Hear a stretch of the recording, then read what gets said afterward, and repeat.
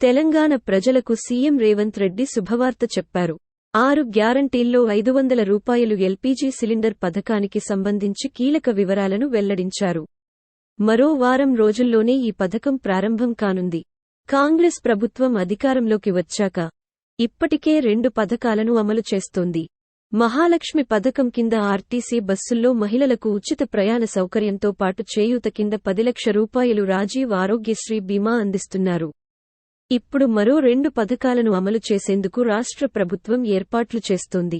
500 రూపాయల గ్యాస్ సిలిండర్తో పాటు ఉచిత కరెంట్ పథకాన్ని ఫిబ్రవరి 27 లేదా 29 ప్రారంభించాలని అధికారులను ఆదేశించారు. ఈ క్రమంలో ఎల్పీజీ గ్యాస్ సిలిండర్ పథకంపై కీలక వివరాలు బయటకొచ్చాయి. ప్రజాపాలన దరఖాస్తుదారుల్లో అర్హులందరికీ 500 రూపాయలకు గ్యాస్ సిలిండర్ అందించాలని సీఎం అధికారులకు సూచించారు. ప్రభుత్వం ఇచ్చే సబ్సిడీని నేరుగా లబ్ధిదారుల ఖాతాకు బదిలీ చేయాలా, ఏజెన్సీలకు చెల్లించాలా, అందుకు ఉన్న అడ్డంకులు, ఇబ్బందులు, సాధ్యాసాధ్యాలపై సివిల్ సప్లైస్, ఆర్థిక శాఖ అధికారులను అడిగి తెలుసుకున్నారు.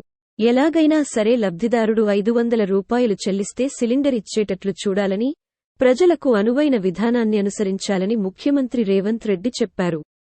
అవసరమైతే గ్యాస్ సిలిండర్ పంపిణీ చేసే ఏజెన్సీలతో చర్చలు జరపాలని సూచించారు. ప్రభుత్వం తరఫున చెల్లించాల్సిన సబ్సిడీ నిధులను వెంటనే వారికి చెల్లించేందుకు ఏర్పాట్లు చేయాలని చెప్పారు. ప్రస్తుతం మార్కెట్లో డొమెస్టిక్ ఎల్పీజీ సిలిండర్ ధర 955 రూపాయలుగా ఉంది. ఇందులో 455 రూపాయలను ప్రభుత్వం సబ్సిడీ రూపంలో ఇస్తుంది. మిగిలిన 500 రూపాయలు వినియోగదారులు చెల్లించాలి. ఎల్పీజీ రేట్లు భారీగా పెరగడంతో ఈ పథకం వల్ల సామాన్యులకు ఊరట లభించనుంది. అయితే ప్రభుత్వ సబ్సిడీ ఎలా ఇస్తారన్నది తెలియాల్సి ఉంది.